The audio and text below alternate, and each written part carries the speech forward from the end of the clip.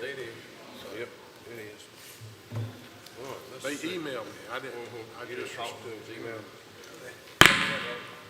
Good, good. See you. just roll in anytime. Yeah. Good evening and welcome to the Pennsylvania County Board of Supervisors Joint Meeting, BZA, and the Planning Commission, Thursday, August the 10th, 2023, 5:30 p.m., Board Meeting Room, 39 Bank Street, Southeast, Chatham, Virginia. Ms. McCluster, roll call, please. Ms. Eanes? Here. Mr. Ingram? Present. Mr. Scarce? Here. Mr. Tucker? Here. Mr. Warren? Here. Mr. Dudley? Present. Mr. Dalton? Here. Ms. Vaughn, would you do your roll call, please? Yes, sir. Mr. Webb, Mr. Harker, Mr. Oakes, Ms. Meese, Ms. Henderson, Mr. Brown, Mr. Waters, Mr. Easley, Ms. Deering, Mr. Craddock, Mr. Merricks, Mr. Yeaman, Mr. Brumfield, Mr. Stone.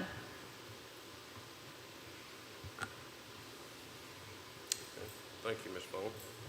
Moving to item 3, I'll entertain a motion to approve the agenda. So moved. Second. Second. Thank you, sir. All right. Any discussion on the motion? If not, we're ready to vote.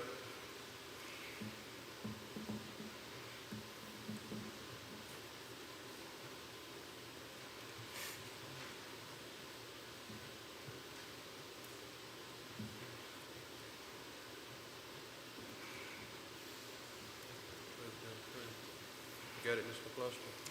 Ms. Steele? Mr. Scarce, is yours offline? Mr. Scarce offline? Okay. Coming up for me. All right, we'll just do yours verbally. I have no internet.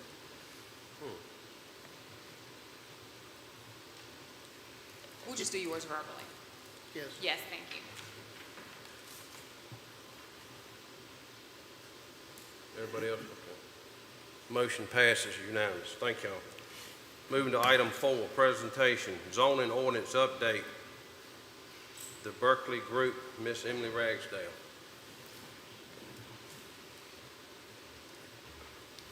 Good evening. Good evening. There we go. Good evening. Thank you all for coming out tonight and for having us here. My name is Caroline Vanterve, and I'm here on behalf of the Berkeley Group. Rebecca Cobb is joining again tonight, and then also new tonight is Brooke Nance. She is a new planner with our team, and she has been helping with the draft zoning ordinance update. So tonight we're bringing to you all Article 8, Community Design Standards, as well as pertinent definitions that relate to the terms that you see throughout the article. So this is our last article of the draft zoning ordinance. So after our meeting tonight, we will have a complete first draft, and then we will have a work session in October to kind of take a look at the whole draft together, review any topics of interest one more time.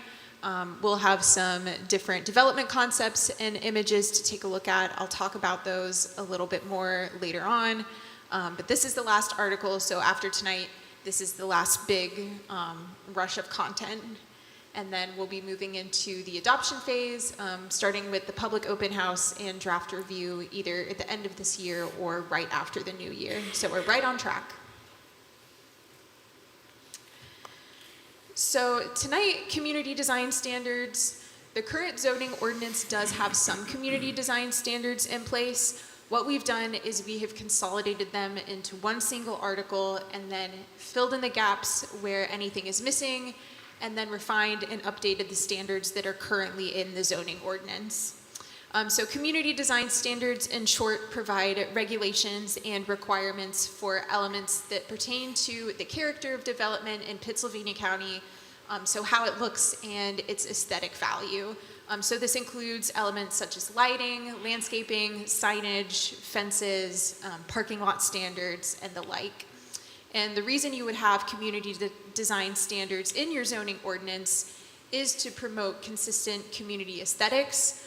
There are also safety elements of it, and then also it allows staff to enforce community design standards and aesthetics as well. Another benefit of having community design standards in the ordinance is it also communicates to developers an expectation about the quality of development that the county wishes to see in the future. So it has that benefit as well. Staff should have provided you with a guide to landscaping requirements as part of your packet. That talks a little bit more about landscaping, screening, and buffering in greater detail if you'd like to learn a little bit more about that. So the article has 7 different divisions: visibility clearance, lighting, landscaping and screening, walls and fences, parking and loading, signs, and open space. So the 2 that you see highlighted here in yellow, lighting and then landscaping and screening, those are totally new additions to the zoning ordinance. There are no regulations in your current ordinance that pertain to lighting and landscaping. All of the other divisions are regulated to some degree in the current zoning ordinance, but what we've done is refined them, reorganized them, and then we filled in the gaps to address anything that's missing. So in drafting these community design standards, there were a couple different considerations that we kept in mind. Of course, the first one, drafting standards that are considered a best practice for planning and for high quality community development here in Virginia. And then, of course, generally reorganizing the article. You'll see that with the addition of graphics and consolidating similar provisions by topic, this makes it a lot more user-friendly. It's much easier for the community to understand what's required as part of a development. And then, of course, it makes it much easier for staff to interpret and enforce as well. And then finally, taking into consideration what we heard from staff and from the community during the community engagement phase at the beginning of this process, the community did have a lot to say about wanting additional standards for aesthetically pleasing, safe, high-quality development around the county that also complements what you already have here. And so that's the goal in including these community design standards. They also talked about a few specific ones, such as landscaping and parking lots, improved buffering and landscaping around solar facilities and commercial corridors. And so we have kept that in mind as we've drafted along the way. So first we'll talk a little bit about lighting. And as you'll recall, these are completely new ordinance standards. The current ordinance does not address lighting.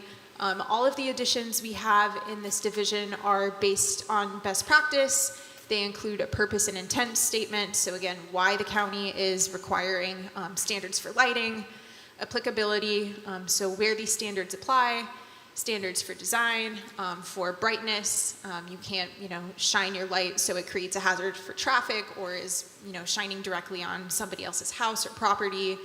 And then modifications and compliance. So lighting applies to all commercial zoning districts, RMF, RPD, and then any property used for non-residential purposes, whether that is by right or through a special use permit.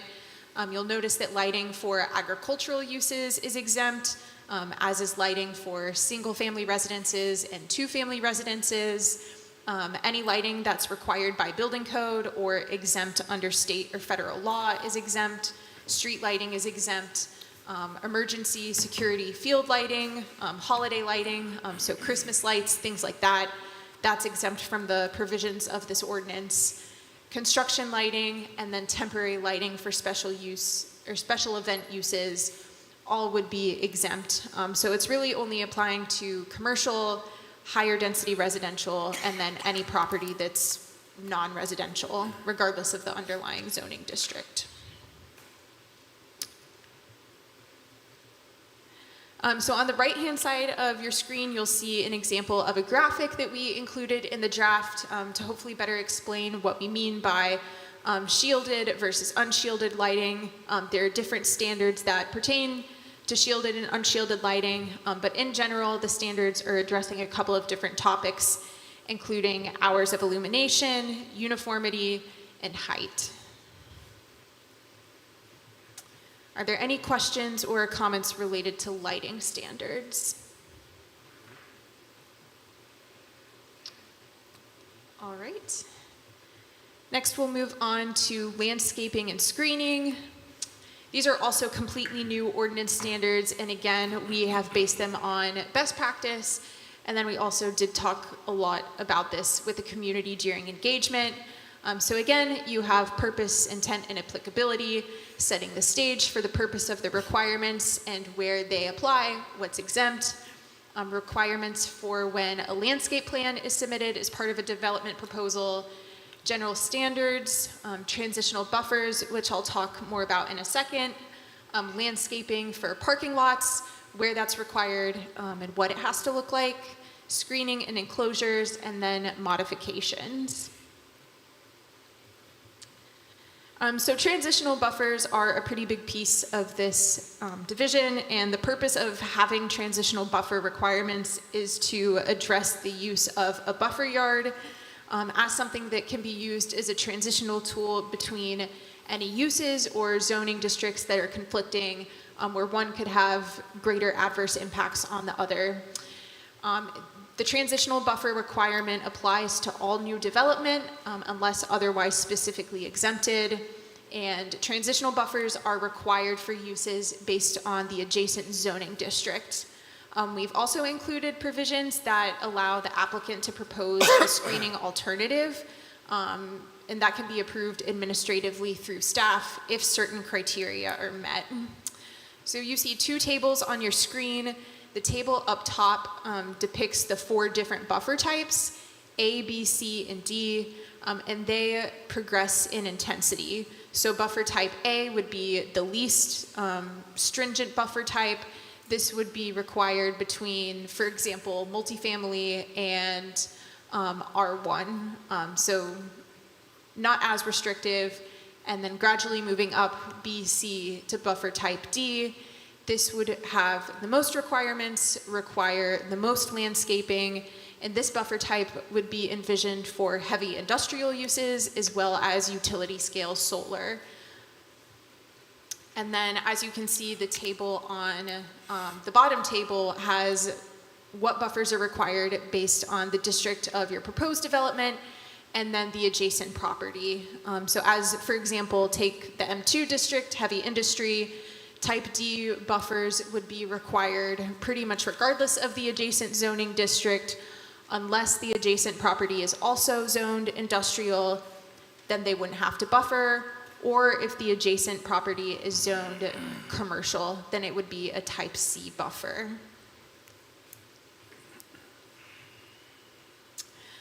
So this is an example. It may be a little hard to see on the screen, but that would be buffer type D, applicable for heavy industry and utility scale solar.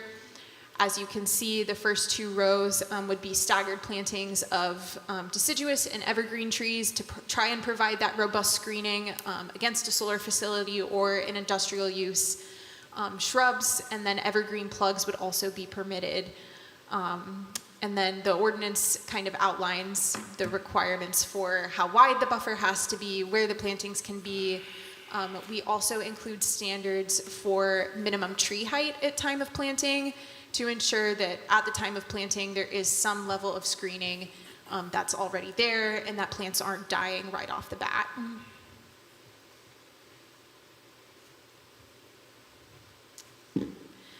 Also, I'll note too that this only applies to development that's proposed after the ordinance is adopted. So existing properties and uses wouldn't be required to provide transitional buffers, so as long as they stay those legally non-conforming uses. Are there any questions related to landscaping, screening, buffers?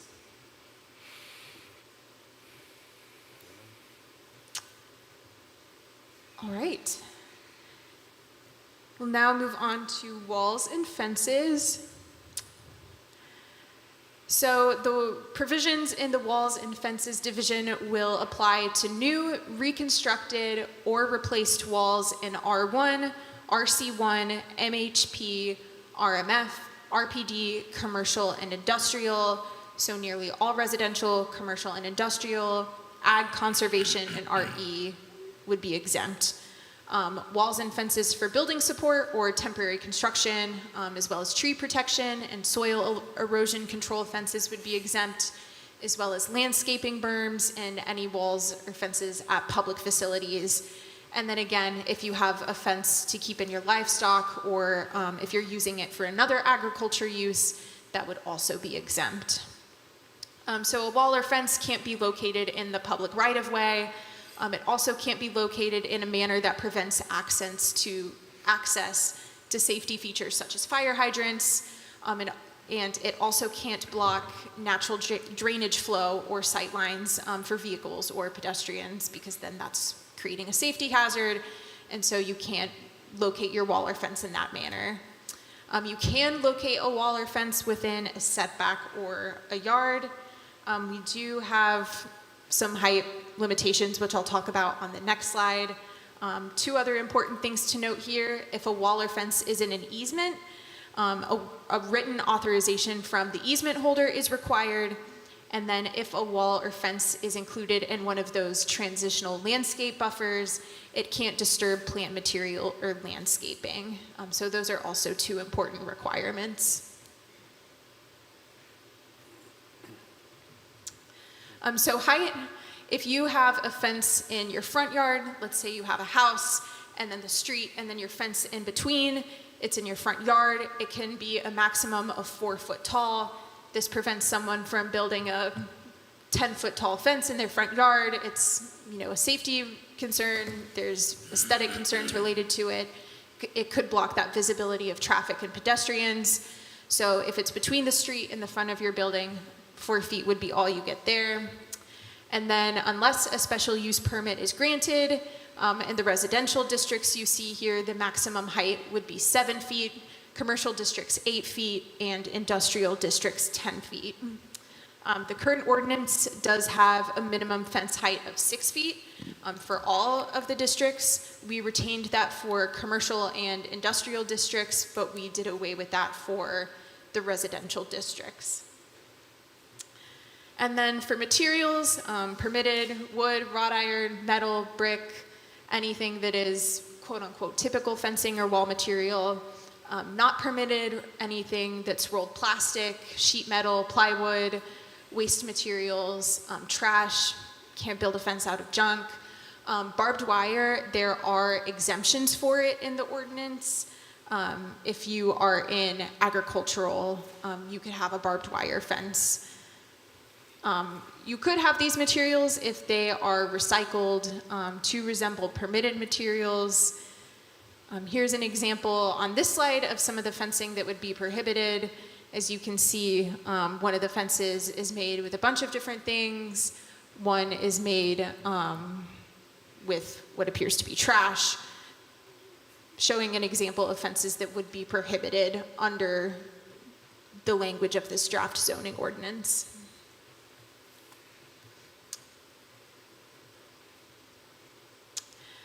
So chain link fencing would be permitted in agricultural, conservation, and then R1, RE, RC1, and MHP districts.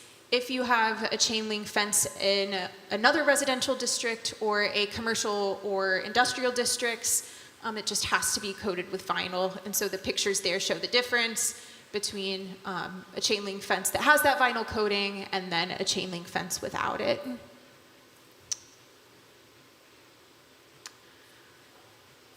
Are there any questions related to parking and loading? I actually am going to go back to this slide really quickly because I think I told you incorrectly. The barbed wire fencing would be prohibited in RC1, MHP, RMF, RPD, B1, and B2. So industrial would be allowed, barbed wire. You would be able to have it in RE and R1 and ag. So I just wanted to clarify that before we got too far. Any questions or comments here?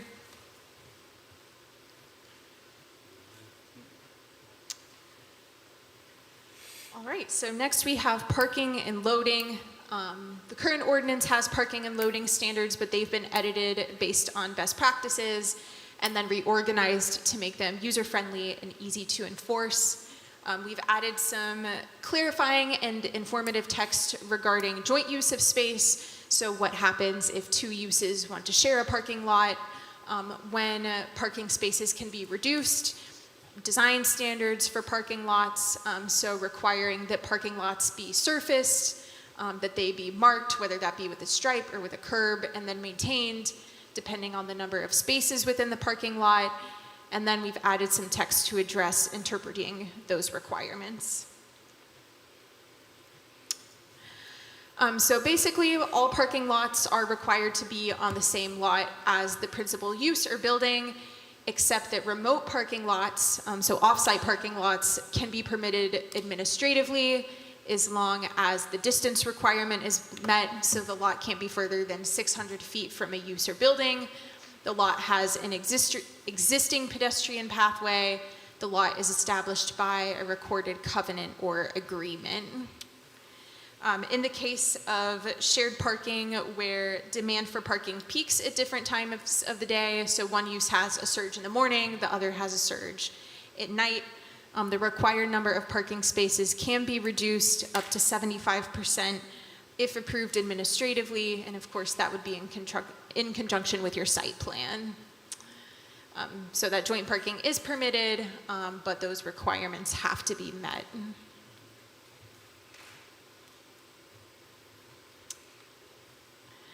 For parking design standards, we've introduced a new standard requiring that parking areas with 10 or more spaces must have an improved surface, striped.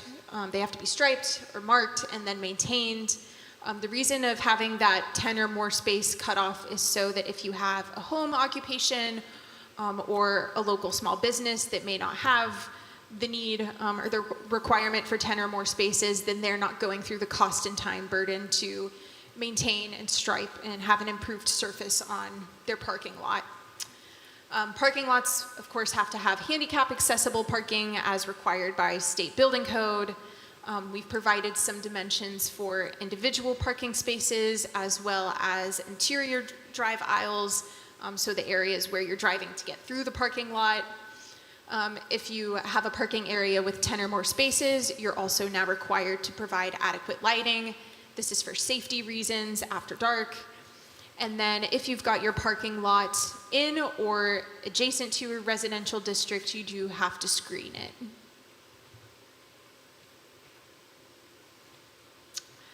We've also introduced a little bit of new language for RV and boat parking. Currently we have that no more than 2 RVs or boats are allowed to park externally on lots with a principal structure. We did meet with staff prior to this work session, and we may be tweaking that number a little bit. So if you do have a suggestion of what you might think would be appropriate RV parking at a residence, please feel free to share that. We've added a standard that you can't park an RV, a boat, or trailer on a vacant lot. This is just another thing that staff can point to enforce, you can't be living in your camper full time. And then if you park your RV or boat on your lot with your house or whatever the principal structure is, it has to meet the setbacks for the underlying zoning district, both the minimum side and rear setbacks.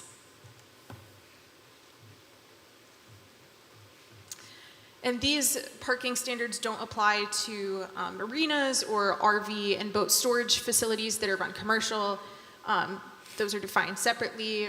Really, the purpose of having these is to prevent clutter on residential lots. And again, just another measure for staff to be able to enforce people not living in their camper. And then this table shows off-street loading design standards.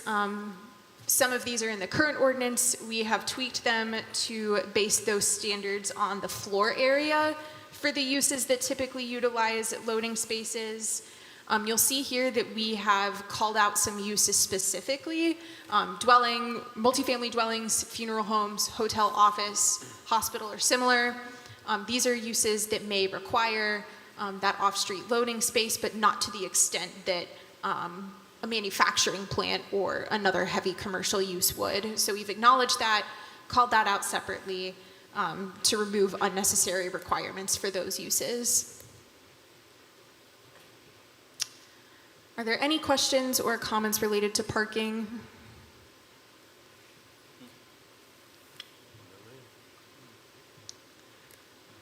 All right, so next we've got signs. This is probably the part of the draft ordinance that looks the most different from what you already have existing.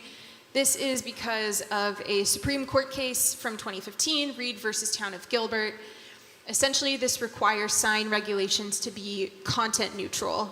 So if you have to read a sign to understand how to regulate it, then that is not allowed per federal case law. So what is a content neutral regulation? You can regulate a sign area.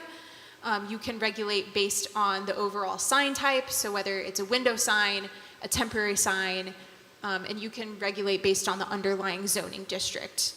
What you can't do is regulate based on what the sign says. So you can't say if you are a political sign, you're allowed to be this big. If you are a directional sign, you can be this big. If you are a religious sign, you can be this big. You have to read the sign to know how to regulate it, and that is not permissible. So what we've done is we've gone through the sign ordinance and we have updated everything to be sure that those regulations are content neutral, that they are in compliance with case law. So we've added some clarifying text to address administration and enforcement of the ordinance, signs that are exempt and prohibited, general standards and measurements, what signs are permitted by the underlying zoning district, addressing non-conforming signs, and then sign maintenance. You have to maintain your sign. You can't let it fall into a state of disrepair. So here are some images that kind of help illustrate what we mean when we say different sign types. I know they're a little hard to see with the wall and the window sign. You have wall signs, if it's, a sign on the wall, a window sign, maybe a decal in the window of a business that's advertising hours or has a logo, and then a projecting or a hanging sign. That one's a little easier to see. Freestanding signs, any sign that's standing on its own, not supported. They can be the kind of the tall pylon signs you see at shopping centers. They could be a neighborhood sign, anything that is kind of out in the open, unsupported. So here are some examples of signs that would be exempt and signs that would be prohibited. So you can see stop sign, signs that are for traffic or safety signage or other government signs, those are exempt. Window signs are exempt. Memorial plaques exempt. Flags are exempt. And then neighborhood signs are exempt. Portable signs would be exempt. An example of that would be kind of the little sandwich trifold signs you see outside of a coffee shop that's maybe advertising the special of the day, minor signs, and then temporary signs. So things like political signs, for sale signs, a yard sale signs, all of those would fall under the overarching umbrella of temporary signs, and those are exempt. And then here's some examples of prohibited signs. The top photo, you see a sign that's attached to a public utility pole. That would not be allowed. The second picture down, it shows a sign for a business, and it is extending above the roof line of the structure. If a sign extends above the roof line, it would not be allowed. And then you have stop or don't. This is a fake sign. If a sign is imitating safety signage, traffic signage, that would not be allowed. You also can't have a sign within the public right-of-way, and then a sign also can't flash or emit noise, smoke, odor, gas. That would be prohibited.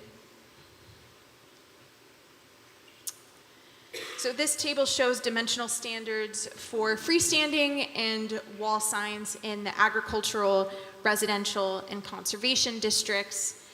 So the dimensional requirements depend on both the type of sign and the underlying use. Different uses have different needs for advertising, for wayfinding, for free speech expression. And so the goal of these is to provide some general parameters of what's allowed, but still kind of allow some individual flexibility for the number of signs and what they look like. So all the dimensional standards you see here are new additions. They can be further amended. We also have dimensional standards for freestanding and wall signs in commercial and industrial districts. Those are already in the current zoning ordinance, so we've just tweaked them slightly. So again, the goal here is to allow flexibility while reducing sign clutter, providing those general parameters. Are there any questions or comments related to signs? Do we regulate billboards? Billboards would not be allowed. Okay. We have some language for off-site signs. So maybe a sign saying, this way to a yard sale or event. We met with staff to talk about that before this meeting, and we're probably going to be taking a look at that language just to be sure that it's not providing clutter. The ordinance currently says that if you have an off-site sign, it can only be placed on a property that's immediately adjacent to the property which the sign is for. So for example, if a church is putting up a sign advertising an event, it can only be placed on their property or the adjacent property. But we're going to take a look at amending that to maybe look at like a general distance from the property. So for example, you can put up an off-site sign if you're, say, 500 feet from the property, and anything in that radius you can put up a sign. But billboards, I believe, would not be allowed. And Rebecca, she is at open and can provide more clarity. I agree with that. There was just one other thing that I did want to mention or clarify. In the slide that had the signs that are exempt, and she was talking about temporary signs are exempt. When we say exempt, we're meaning exempt from coming to receive a permit. So there are requirements when you place a sign, you have to come get a permit. So exempt means exempt from getting a permit, but there are still size and kind of number restrictions when we're talking about temporary signs and those types. Does that answer your question? So we're not going to regulate billboards then? They would not be allowed. Okay. Is that something you all are comfortable with? I mean, you just see them all up and down the road. I didn't know who regulates them. Companies own them, they rent them out. We don't have any regulations on it as far as the county. Yeah, we don't got have them anything going to- down Wayside Hill. Yeah. Yeah, they're changing all the time. Yeah, Jump in there, Emily. Right now, we treat them as off-site advertising signs, so they are only allowed in M1, M2, and V2, I believe, and they require a special use permit. Most of them are placed, then they go to VDOT and they get approval from VDOT currently. That's how we treat those as of right now. okay. All right, thank you. Are there any other questions or comments?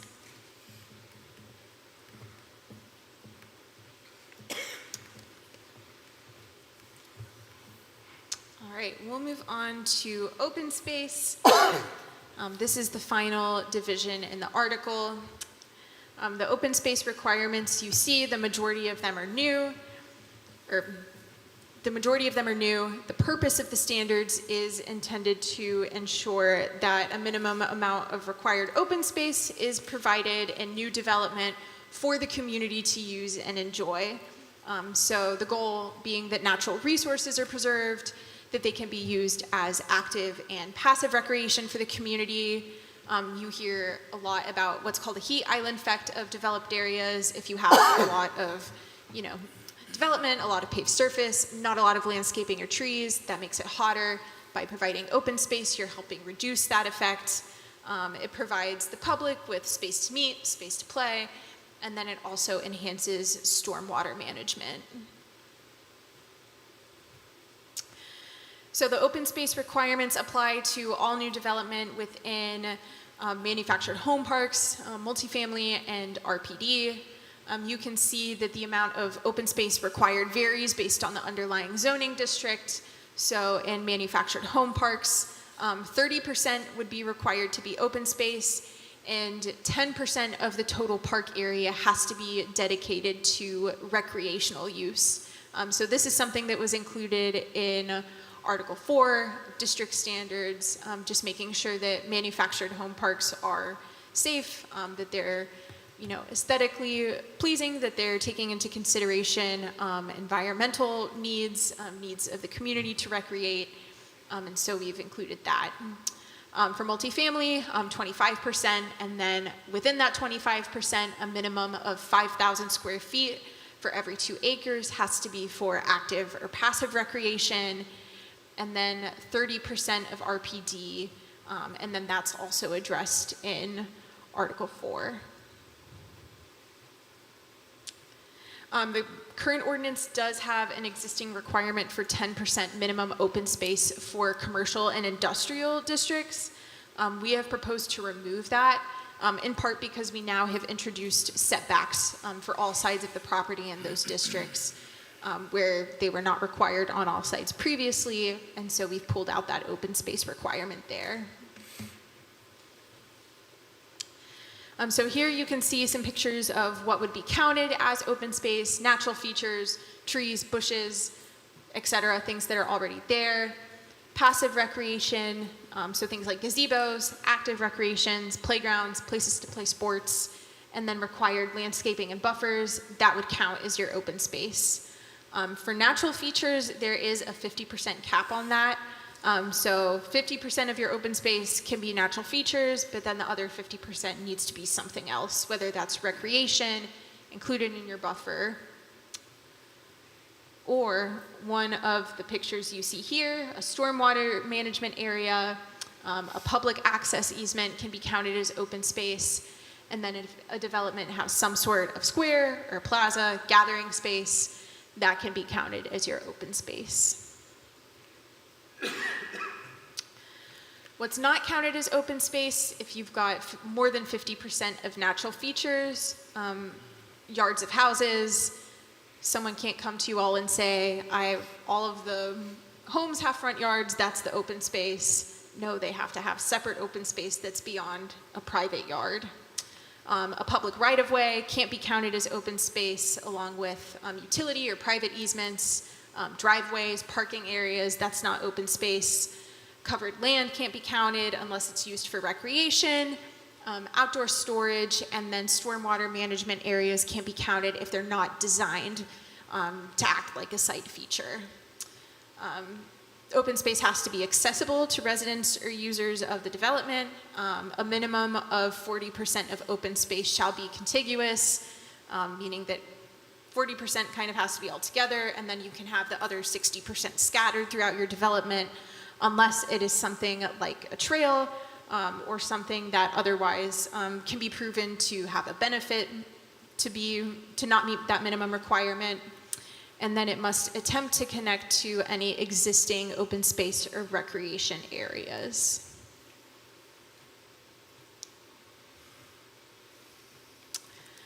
So that wraps up our high-level tour of Article 8. Are there any questions or discussion about open space? Anything you're still needing some clarification on? Anything you're still not sure of?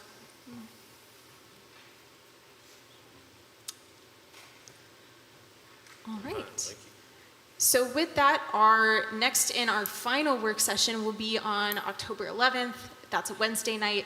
This work session will look a little bit differently than what we've been doing.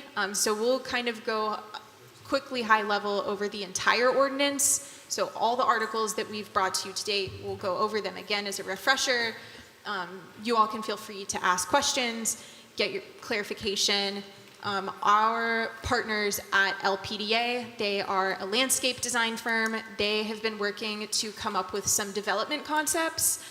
So for example, taking a look at a B1 commercial shop, let's say a store that would be allowed in B1, what that site plan would look like now, and then what that site plan would look like drawn under the current ordinance. And so hopefully that will give you a visual picture of how things are changing. Hopefully you all like what you see. If not, we can kind of take a look at where do things need to be changed to get it to a place you all are happy with.